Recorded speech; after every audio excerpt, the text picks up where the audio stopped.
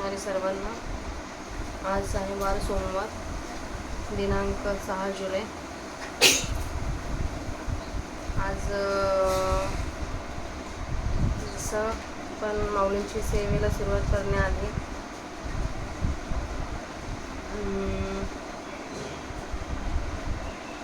वास्तविक जीवनाबद्दल 2 गोष्टी बोलल्या पाहिजेत आता. कारण की जसं आपण मागच्या आठवड्याच्या आधीच्या आठवड्यात जशी पाऊस पडण्यासाठी माऊलींकडे प्रार्थना केली होती, तसंच आता गेले 1 तारखेपासून 1 तारखेपासून मुसळधार पाऊस चालू आहे बाहेर.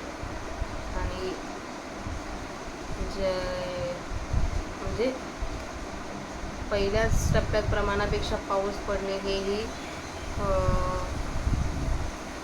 सामान्य माणसांचं जे चाललेलं जीवन ते डिस्टर्ब होत आहे. भरपूर ठिकाणी दरड वगैरे कोसळली.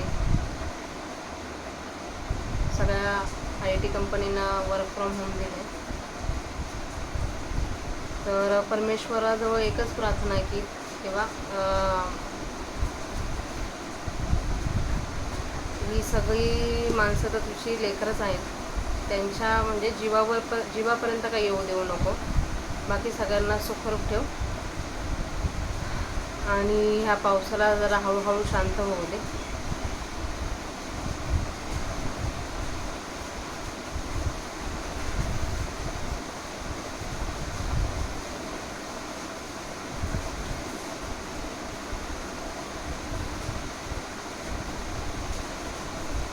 माऊलींच्या सेवेला आपण आज सुरुवात करूया. प्रथम गणपती बाप्पांचं स्मरण करूया. वक्रतुंड महाकाय सूर्यकोटी समप्रभा निर्विघ्नं कुरु देव सर्व कार्येषु सर्वदा अलंकापुरी पुण्यभूमी पवित्र ते नांदतो ज्ञान राजा सुपात्र तया आठवीता महापुण्यराशी नमस्कार मागाशी सद्गुरू ज्ञानेश्वराशी. याच्या आधीच्या माऊलींच्या सेवेमध्ये आपण 13वा अध्याय याचं संपूर्ण म्हणजे 13व्या अध्याय वाचून पूर्ण केला होता. आता 13व्या अध्यायाच्या 1169 ओव्या होत्या आणि 34 श्लोक होते. आता आपण 14व्या अध्यायाला सुरुवात करूया. अध्याय 14वा. जय जय आचार्या समस्त सुरवर्या प्रज्ञा प्रभात सूर्या सुखोदया जय जय सर्व विसावया सोहम भाव स्वभावया नाना लोक हेलावया समुद्रातून ऐके गा अर्थबंधू निरंतर कारुण्य सिंधू विशद विद्या वधू वल्लभाची तू जया प्रतिलपसी तया जग हे दाविसी प्रगटू तै करिसी आगवेची तू. नाही सापडणार त्यांना मी शकतो की पुढलाची दृष्टी चोरीजे दृष्टीबंधू निखजे परिणवल लाघव तुझे जे आपण पे चोरे जे ते तुझी तू सर्व या मा कोणा बोधो कोणा माया ऐसी आपोआप लाघव्या नमो तुझा जाणो जगी आप बोले ते तुझ्या बोला सरस झाले तुझे निशा मग तू आले पृथ्वी येसी रविचंद्रादी शक्ती उदो करीती त्रिजक्ती ते तुझी आदिती तेज तेजा चळवळी जे अनिळे ते देविकेनी जे निजवळे नव तुझ माझी खेळे लपित ती किंबहुना माया सस ज्ञानजी तुझे डोळसा असो वानने छायास श्रुतीसी हे वेदवानुनी तव सांग जवन दिसे तुझे अंग मग आम्हा तया मोग एके पाती जी एका नवाच्या ठाई पाहता थिंबाचा पाडू नाही मा महानदी काही जाणी जती का उदलिया भास्वतू चंद्रो हसो चंद्र मग परत 16चा टेबल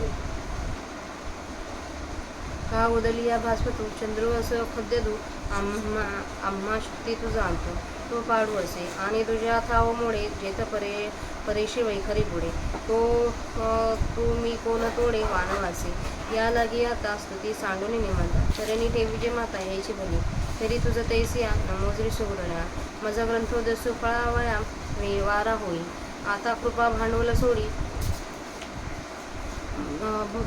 भरीमती माझी पोतळी करी ज्ञान पद्मजोडी तोरा माते मग मी संसारेन तैने करीन संतांसी कर्ण भूपोषणे लेववीन सुलक्षणे विवेकाचे जी गीतार्थ निदान काढू माझे मन, सुई स्नेहांजन आपले तू.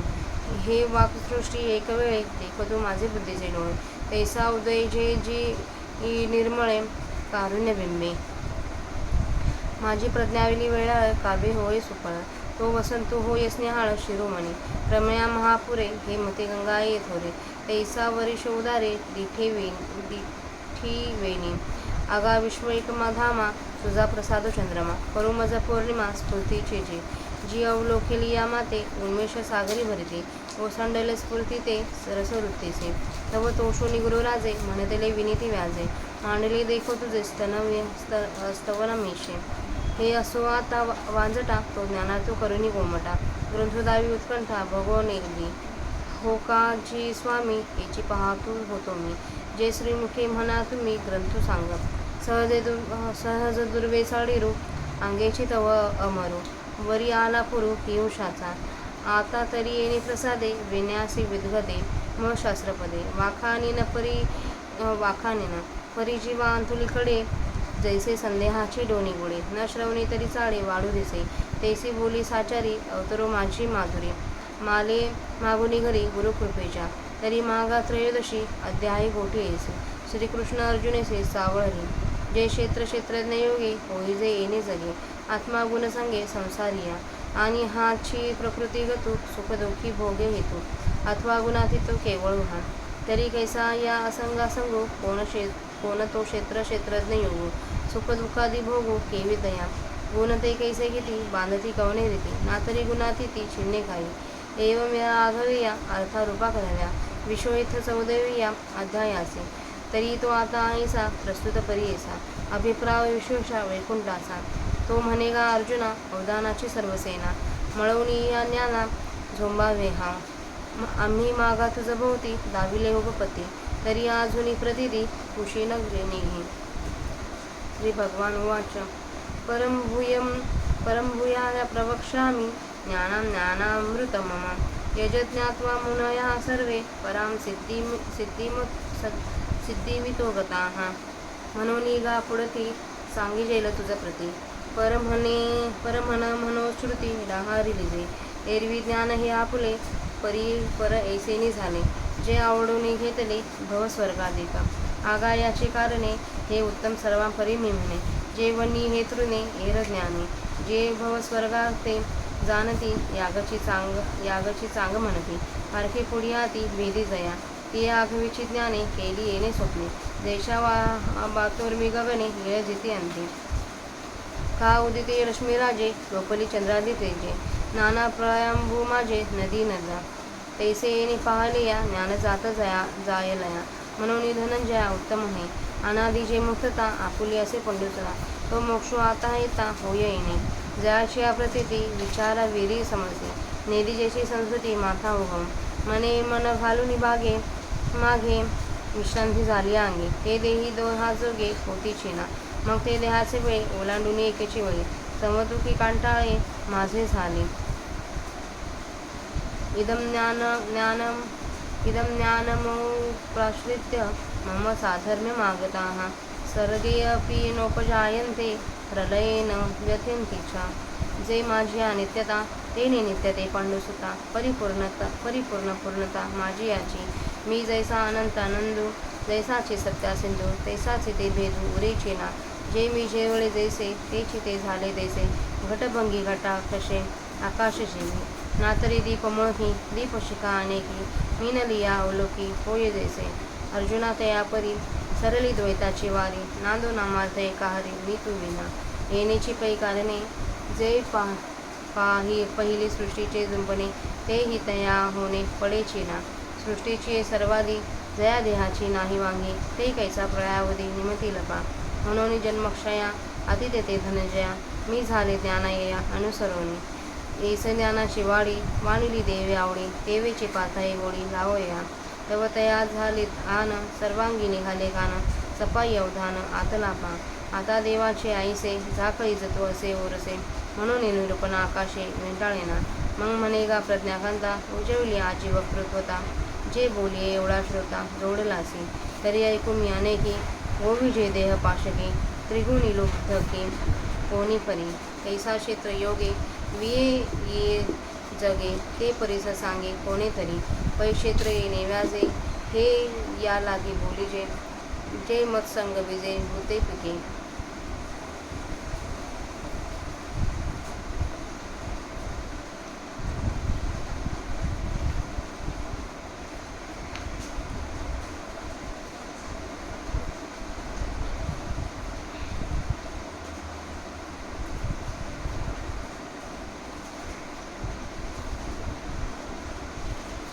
प्रीत आपल्या 66व्या मावळींच्या 66 ओव्यांचं अध्याय 14व्यातील 66 ओव्यांचं वाचन झालं आहे.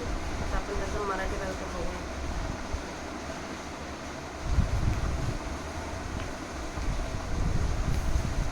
अहो सर्व देवांमध्ये श्रेष्ठ आत्मविषयक बुद्धिरूपी प्राप्त काळ करणारे सूर्य सुखाचा उदय करणारे श्री गुरु आचार्य आपला जय जयकार असो. तुम्ही सर्व जगास विश्रांती स्थान आहात. मी ब्रह्म आहे अशा भावनेने सेवन करविणारे तुम्ही आहात. तुम्ही अनेक लोकरूपी राहत्यांचे समुद्र आहात. तुमचा जय जयकार असो. पीडितांना संकटातून सोडवणारे अखंड भरलेले दयेचे समुद्र अध्यात्म विद्यारूप श्रीचे प्रियकर असे महाराज तुम्ही ऐका. तू ज्यांना लपतोस त्यांना हे जग उत्तम दाखवतोस. म्हणजे ज्यांच्यामध्ये तुझ्या संबंधाने अज्ञान असते त्यांना तुझे स्वरूप न दिसता जग दिसते व तू ज्यांना प्रकट होतोस त्यावेळी त्यांना सर्व तूच करतोस. म्हणजे ज्यांच्यामध्ये तुझ्या संबंधाने अज्ञान असते त्यांना जग न दिसता सर्व तूच दिसतोस. दुसऱ्याची दृष्टी बंद करणे असा नजरबंदीचा खेळ गारुडी लोकांस उत्पन्न करता येतो, पण त्यास आपली स्वतःची नजरबंदी करता येत नाही. परंतु आपण आपल्याला चोरून राहणे स्वतः विषय न होणे ही तुझी अद्भुत जादू आहे. गुरु ब्रह्म हे जगतालाही आपले भान होऊ देत नाही व आपण स्वतः ज्ञानरूप असल्यामुळे आपले भानही आपल्या ठिकाणी घेत नाही. कारण की या सर्व जगताला तूच तू आहेस. म्हणजे या जगात सर्व काही तूच आहेस. असे असून सुद्धा कोणाच्या ठिकाणी तुझे ज्ञान आहे तर कोणाच्या ठिकाणी तुझ्या संबंधी अज्ञान आहे. असा जो तू स्वभावतः जादूगार त्या तुला नमस्कार असो. आम्हाला असे वाटते की जगामध्ये पाणी ओले आहे. ते पाणी तुझ्या ओलेपणाने चांगले द्रवयुक्त झाले आहे व पृथ्वीच्या ठिकाणी जी सहनशीलता आहे ती तुझ्या योगाने आहे. सूर्य व चंद्र इत्यादी शिंपले त्रैलोक्यात प्रकाश करतात. या तेजस्वी पदार्थात असणारे जे तेज ते तेज तुझ्या तेजामुळे आहे. वायूची हालचाल करतो महाराज ती तुमच्या बळाने करतो व आकाश तुमच्या स्वरूपामध्ये लपंडाव खेळतो. फार काय सांगावे महाराज. अमर्याद असे ते संपूर्ण अन्यथा ज्ञान त्याचेही प्रकाशक तुम्हीच आहात. हे तुमचे वर्णन राहू द्या, कारण हे वर्णन करणे श्रुतीलाही कष्टप्रद आहे. जोपर्यंत तुझ्या स्वरूपापर्यंत पोहोचला नाही तोपर्यंत वेद वर्णन करून प्रतिष्ठेत राहतो. मग तुझ्या स्वरूपाचे वर्णन करण्याचा प्रसंग आला म्हणजे त्याला वेदाला व आम्हाला एका पंक्तीला बसून मुख गिळावे लागतात, मुकाट्याने बसावे लागते. महाराज प्रळयकाळच्या महासमुद्रात थेंबाचा पत्ता नाही. मग महानद्या तरी जाणल्याच जातील काय? तर नाही. अथवा सूर्य उगवल्याबरोबर जसा चंद्र हा काजव्यासारखा होतो त्याचप्रमाणे तुझ्या वर्णनाविषयी आमची व वेदाची अवस्था होते. आणि द्वैताचे जेथे बळ नाहीसे होते व वैखरीवाचाही परावानीसह जेथे नाहीसे होते असा जो तू त्या तुझे मग परापशंती इत्यादी वाचांपैकी कोणत्या वाचेने वर्णन करावे याकरिता आता स्तुती करण्याचे सोडून देऊन मुकाट्याने आपल्या चरणावर मस्तक ठेवावे हे चांगले. तर अहो गुरु महाराज आपण जसे आहात तसाच तुम्हाला मी आता नमस्कार करतो. आपण माझवर एवढी कृपा करा की माझा ग्रंथरूप व्यापार सफल होण्यास आपण सावकार व्हा. आता कृपारूपी भांडवल सोडा व तिने माझी बुद्धिरूपी पिशवी भरा.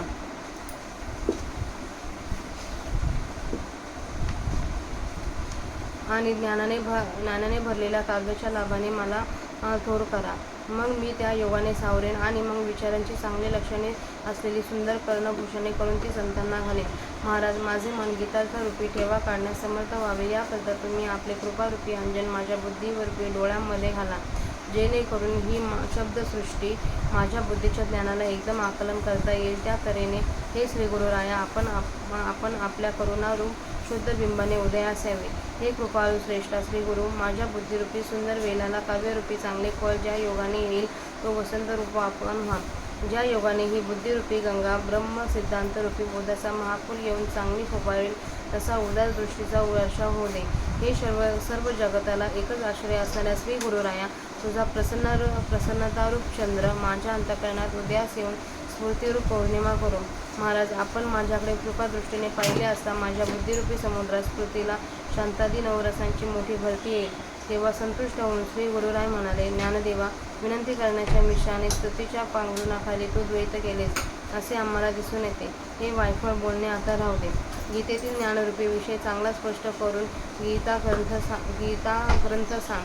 श्रोत्यांच्या ऐकण्याविषयी उत्कट इच्छा मोडू देऊ नकोस. यावर ज्ञानेश्वर महाराज म्हणतात, स्वामी महाराज, अशी का आपली इच्छा आहे?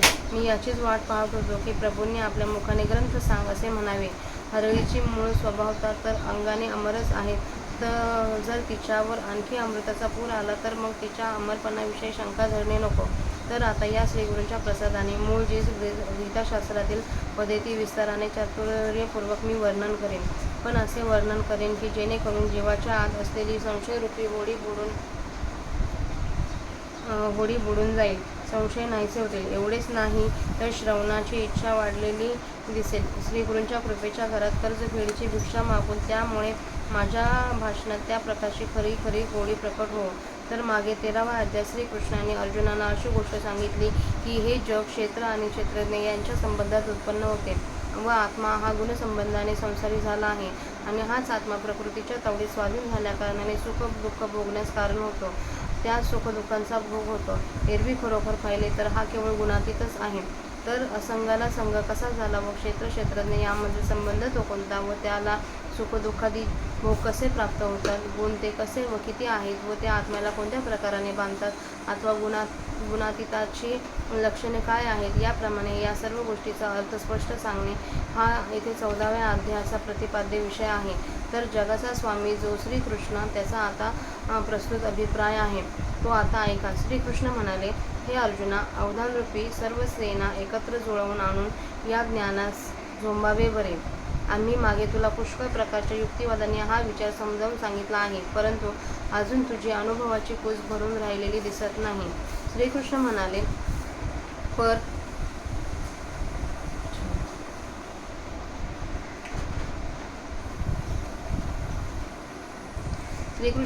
पर ज्याला श्रुतीने पर म्हणजे दूरचा परका म्हणून म्हटले जाते, पण जे आपले स्वरूप आहे ते सर्व ज्ञानामध्ये उत्तम आहे व जे जाणून सर्व मुनी या देहबंधापासून मुक्त होऊन अत्यंत श्रेष्ठ सिद्धी मुक्ती पावले आहे, असे ज्ञान मी तुला पुन्हा सांगतो. याकरता श्रुतीने पर सर्वांच्या पलीकडे म्हणून जे ज्ञान वारंवार प्रसिद्ध केले आहे ते ज्ञान तुला पुन्हा सांगण्यात येईल.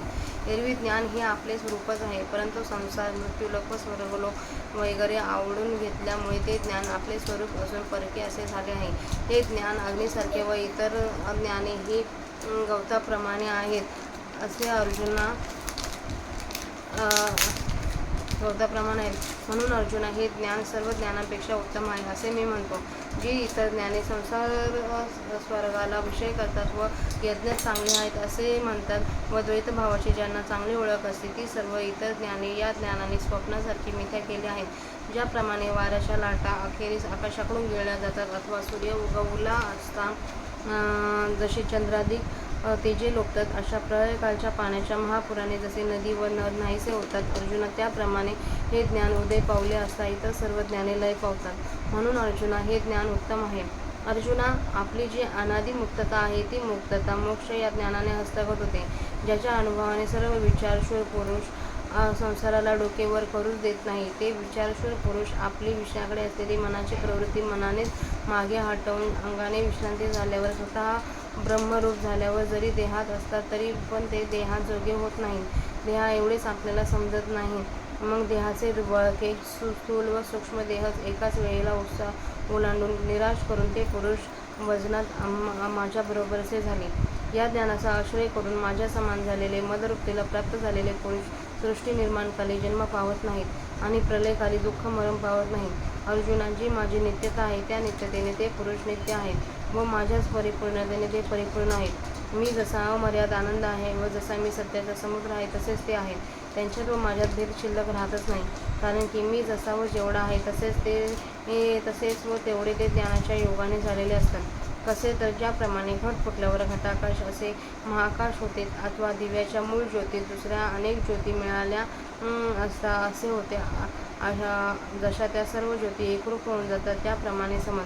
अर्जुना, त्याप्रमाणे त्या पुरुषाच्या ठिकाणी द्वैताची एरझा संपली व आता तो मी व असे दोघे देव व भक्त या दोघांच्या नामाचा अर्थ जे स्वरूप, त्या स्वरूपाच्या ठिकाणी एक पंक्तीला ऐक्याने मी व तू अशा द्वैत भावाशिवाय नांदत आहोत. या कारणामुळे जेव्हा समूळ सृष्टी उत्पन्न होते तेव्हा त्यात जन्मास यावे लागत नाही. सर्व सृष्टीच्या आरंभी ज्यांना देहाचा आकार घ्यावा लागत नाही ते आत्मज्ञानी पुरुष प्रळय काळाच्या वेळेस कसे मरण पावतील अर्जुना? म्हणून ते पुरुष ज्ञानाचा मार्ग स्वीकारून जन्मक्षयातील असे मदरूप झाले. असा ज्ञानाचा महिमा वर्णन करणे देवास प्रिय असल्यामुळे व त्याचप्रमाणे अर्जुनालाही गोडी लागण्याकरिता म्हणून देवांनी याप्रमाणे ज्ञानाचा महिमा वर्णन केला. असे भगवंतांनी ज्ञानाचे महत्त्व वर्णन केले. तेव्हा अर्जुनाची वेगळी स्थिती झाली. ती ही की त्याच्या सर्व अंगाला कान फुटले. फार काय सांगावे, अवधानाची मूर्तीच बनले. अर्जुन सर्व अंगाने अवधान रूप झाला. तेव्हा देवासारख्या सर्वज्ञाकडून केले जाणारे अफाट व्याख्यान त्याच्याकडून आकलन केले जात होते आणि आपण जे सांगतो त्याचा उपयोग होत आहे असे देवाला जाणले. म्हणून देवाचे व्याख्यान आकाशाच्याही कवळीत येणार नाही एवढे विस्तृत होऊ लागले. मग श्रीकृष्ण म्हणाले, हे बुद्धिरूपी स्त्रीच्या पती अर्जुना, आमचे जेवढे व्याख्यान तेवढेच अवधान असणारा तू श्रोता मिळाल्यामुळे आज आमची वक्तृत्वरूपी कन्या विवाहित झाली. कारण तिला तुझ्यासारखे योग्य स्थळ मिळाले. तरी मी एक असून त्रिगुणरूपी पारध्याकडून अनेक देहापाशात कोणत्या प्रकाराने अडकला जातो व मी क्षेत्राच्या संघाने ही जगे कोणत्या प्रकाराने कसा प्रसवतो ते सांगतो, ऐक. माझ्या संघरूपी बीजाने यात अज्ञानात प्राणीरूपी पीक येते. याच कारणामुळे याच अज्ञानाचा क्षेत्र या नावाने उल्लेख केला जातो. तर आपल्या इथं 66 ओव्यांचा मराठीत वाचन करून झालेली माऊलींची सेवा माऊलींच्या समाधीवर अर्पण करूया आणि सेवेला स्वल्पविराम देऊ. नामकृष्ण हरी.